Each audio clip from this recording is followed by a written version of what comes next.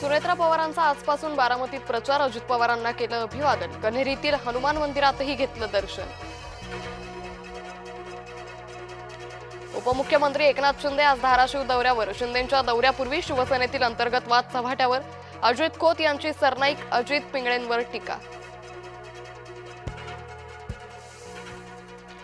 जळगावात महिलांच्या सुरक्षेचा प्रश्न ऐरणीवर. केवायसीच्या बहाण्यानं महिलेकडे शरीर सुखाची केली मागणी.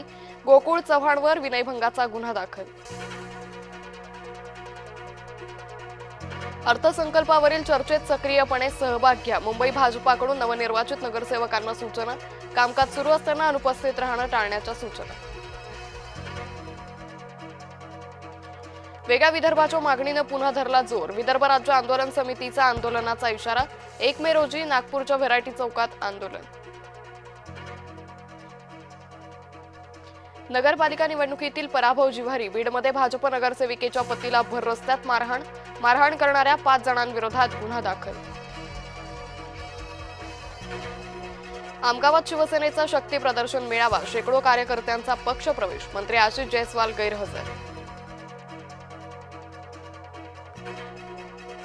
पश्चिम रेल्वेची वाहतूक विस्कळीत. विरारकडे जाणाऱ्या गाड्या खोळंबल्या. भाईंदर स्थानकादरम्यान ओव्हरहेड वायर तुटल्यानं खोळंबा. अमेरिका आणि इराणमधील चर्चा निष्फळ. इराणनं आमच्या अटी मान्य केल्या नाहीत. अमेरिकेचे उपराष्ट्राध्यक्ष JD व्हान्स यांची माहिती. इराणचं शिष्टमंडळ पाकिस्तानमधून रवाना. चर्चा निष्फळ ठरल्यानंतर दोन्ही शिष्टमंडळ परतले.